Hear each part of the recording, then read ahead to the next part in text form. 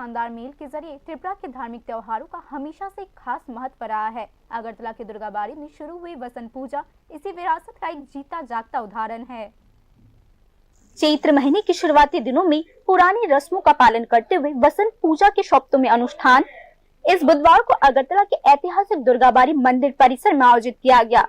भक्तों की मौजूदगी से भरा हुआ और एक आध्यात्मिक माहौल में डूबा हुआ मंदिर परिसर पूरे दिनों तक गतिविधियों से गूंजता रहा। हालांकि वसंत पूजा और दुर्गा पूजा दोनों में ही देवी दुर्गा की आराधना की जाती है, लेकिन इसके समय में अंतर होता है। जहां पतझड़ वाली दुर्गा पूजा अकाल बोधन की रस्म के जरिए मनाई जाती है, वही वसंत पूजा चैत्र महीने में शास्त्र सम्मत वसंत कालीन पूजा के रूप में मनाई जाती है। लगभग 150 साल पुरानी विरासत को सजे हुए दुर्गाबाड़ी पूजा को त्रिपुरा के सबसे प्राचीन और मनमोहक धार्मिक आयोजनों में से एक के रूप में जाना जाता है। 1949 में त्रिपुरा के भारत में विलय के बाद त्रिपुरा रियासत तथा तत्कालीन भारत सरकार के बीच हस्ताक्षरित विलय समझौता के आधार पर मंदिर के पूजा अनुष्ठानों को संपन्न करने की जिम्मेदारी सरकार को सौंप दी गई थी। आज भी इसी परंपरा को जारी रखते हुए राज्य सरकार ही पूरी आर्थिक खर्च का भार उठाती है, रोजाना के अनुष्ठानों से लेकर भव्य दुर्गा पूजा समारोह तक का। আজকে বাসন্তী দুর্গা দেবীর সপ্তমী বিহিত পুজো হচ্ছে। এখন 12টায় অন্নভোগ হবে, বিকেলবেলা মার আরতি হবে, কালকে সকাল 8টায় অষ্টমী বিহিত পুজো শুরু হবে।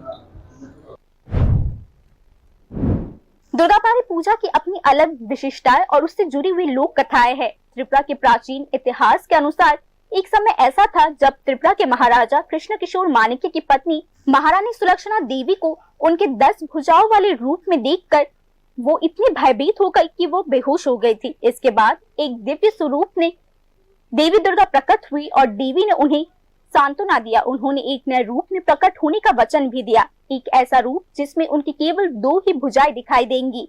त्रिपुरा के प्राचीन इतिहास ग्रंथ राजमाला के अनुसार यह दर्ज है कि तब से लेकर आज तक दुर्गाबाड़ी मंदिर में देवी दुर्गा की पूजा इसी विशिष्ट रूप में आयोजित की जाती है।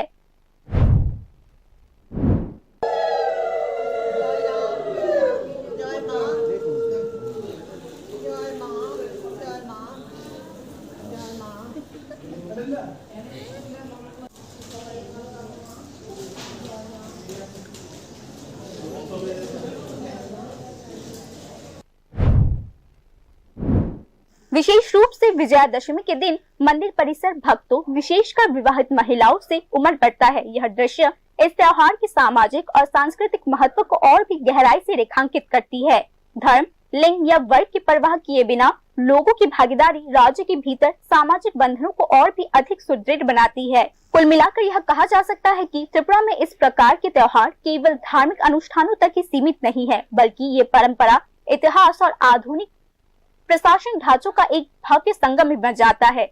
इन समारोह के माध्यम से राज्य की बहुलवादी संस्कृति जीवंत हो उठती है और सद्भाव और एकाकरण की भावना पर आधारित एक सुदृढ़ समाज दिखताने वालों को और भी उजागर करती है। ये रिपोर्ट न्यूज़ नाउ।